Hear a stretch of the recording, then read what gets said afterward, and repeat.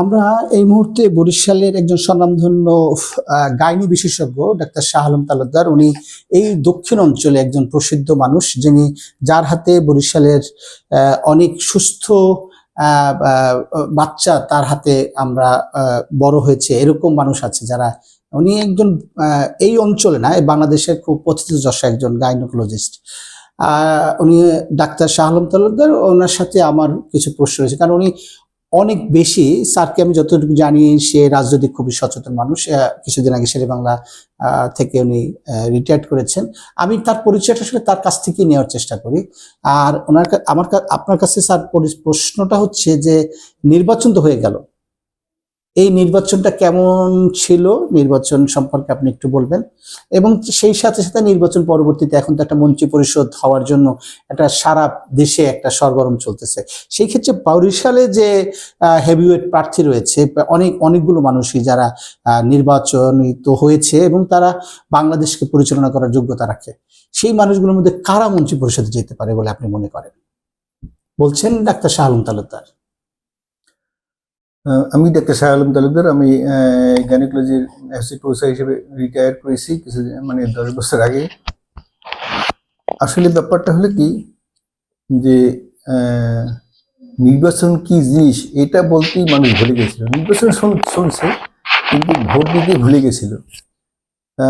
সে প্রেক্ষিতে আমার মনে হয় এবার নির্বাচনটা খুবই ভালো হয়েছে এবং ফলপ্রসূ হয়েছে। টুকটাক সমালোচনা থাকি, এটা স্বাভাবিক। যতটা সমালোচনা আছে এটা আমার মনে হয় এটা কতটা ধর্তব্যের মধ্যে না, ভালোই হয়েছে আর কি। তো এখান থেকে যারা নির্বাচিত হয়েছেন ম্যাক্সিমামই বিএনপির সংসদ সদস্য। তো বিএনপির মধ্যে যারা নির্বাচিত হয়েছেন তাদের অনেক হেভিওয়েট আছে প্রার্থী, যেমন মুজিবুর রহমান সরোয়ার এখানকার খুব জনপ্রিয় এবং অনেক প্রবীণ। আলতাফ হোসেন পটুয়াখালী থেকে হয়েছেন। তারপর জহিরুদ্দিন স্বপন হইল গৌরী থেকে, হাফিজ ইব্রাহিম। তো আমার মনে হয় এরা সবাই, তারপর নুরুল হক নূর আছে, যেটা গণ অধিকার পরিষদের জামাত ইসলামের একজন বিরোধী দল থেকে। নুরুল হক নূরকে কি না, নুরুল হক উনি হচ্ছে বিএনপি থেকে, হ্যাঁ। আর জামাত ইসলাম থেকে হয়েছে ডাক্তার শফিকুল ইসলাম, উনি খুব মেধাবী। উনি আমার এলাকার আর কি। তো তারপর আছে গণ অধিকার পরিষদের নুরুল হক নূর। উনি যদিও প্রবীণ না কিন্তু উনি খুব মেধাবী, এবং ঢাকা ভার্সিটির ভিপি ছিলেন। তারপর বিরোধী দল থেকে হয়েছে ডাক্তার মাসুদ, শফিকুল ইসলাম মাসুদ। উনি খুব বিরোধী দল থেকে, কিন্তু আমার যদি বিরোধী দল হয়, হ্যাঁ, যদি বিরোধী দল হয় তো সে তো উনি অনেক ভালো করবেন আমার মনে হয়। মানে যদি বিরোধী দল থেকেও বা মানে অন্য দল থেকে কাউকে মন্ত্রিত্বে নেয় তাহলে সে হওয়ারও যোগ্যতা রাখে, আপনি হওয়ার যোগ্যতা রাখে আর কি। তো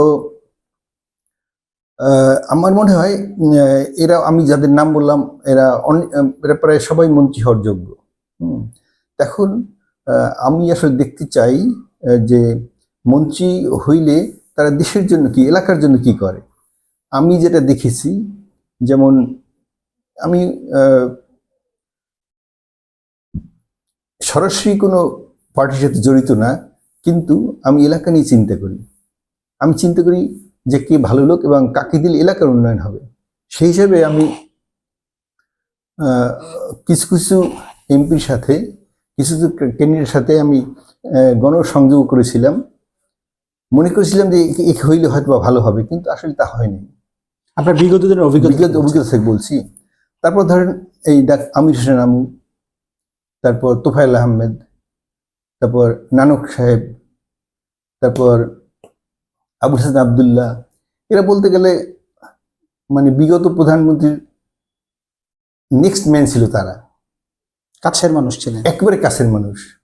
অথচ এই দক্ষিণের কিছুই হয়নি, একেবারে নাথিং। হ্যাঁ, মানে সর্বস্ব কিন্তু নামে আছে যে দক্ষিণাঞ্চলে কিছুই হয় নাই।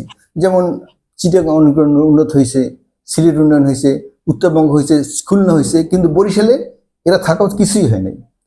তো আমি মনে করি এখন যদি এদের যেমন সরার সাহেব, আমি যতটা জানি সেই এলাকার কথা চিন্তা করে। তারপর আলতাফ হোসেন চৌধুরী, সে একবার ছিল কিন্তু সে আসলে কিছুই করতে পারেনি এলাকার জন্য। তো সে হইলেও হইতে পারে। নূর আমি যতটা মনে করি হইলে এলাকার জন্য করবে। তো তারপর পার্থ যদি হয়, আন্দালি পার্থ যদি হয়, সে ভোলার জন্য করবে। ভোলা কেন, পুরো দক্ষিণাঞ্চল করলে। তারপর বরিশাল ভোলা যে একটা ব্রিজ হওয়ার কথা, আমার মনে হয় সবাই এটা গুরুত্ব দেবে। এটা খুব জরুরিও। সবচেয়ে বেশি গুরুত্ব হলো যে ভাঙা থেকে বরিশাল বা পটুয়াখালী বা কুয়াকাটা, মানে আসলে ফরিদপুর গোপালগঞ্জের পথটা সুগম হয়েছে পদ্মা সেতুতে, কিন্তু বরিশাল, ঝালকাঠি, পিরোজপুর, বরগুনা এই অঞ্চলের যে উন্নয়নের জন্য যে রাস্তাঘাটের ডেভেলপ হওয়ার কথা, আমার জানা মতো আপনার রেলওয়ের একটা সম্প্রসারণ হওয়ার কথা ছিল, সে ব্যাপারে আপনি কি মনে করেন যে আমাদের এই অঞ্চলের থেকে যদি কেউ রেলমন্ত্রী হয় অথবা যোগাযোগ মন্ত্রী হয়, তো সেটা তো আমাদের জন্য মনে হয়। আমি মনে করি যে এলজিডি মন্ত্রী বা যোগাযোগ মন্ত্রী যদি হয় তাহলে এলাকার জন্য ভালো হবে। এবং রেল পরের কথা, তার আগে আমার মনে হয় 4 লেন বা 6 লেন হওয়াটা খুবই জরুরি। এটা খুব জরুরি। যোগাযোগ মন্ত্রী আমাদের অঞ্চলে হলে একটা সুদৃষ্টি থাকবে। রেল হইলে হয় কি যে মানুষের কষ্টটা অনেক কমে যায়, কিন্তু রেলটা হওয়ার একটু কষ্টকর দিকও আছে বোধহয়, খরচটা বেশি কিনা আমি জানি না। আচ্ছা, এই বিষয়ে আমি এই মুহূর্তে ডাক্তার শাহ আলম স্যারের কাছে আমি এসেছিলাম।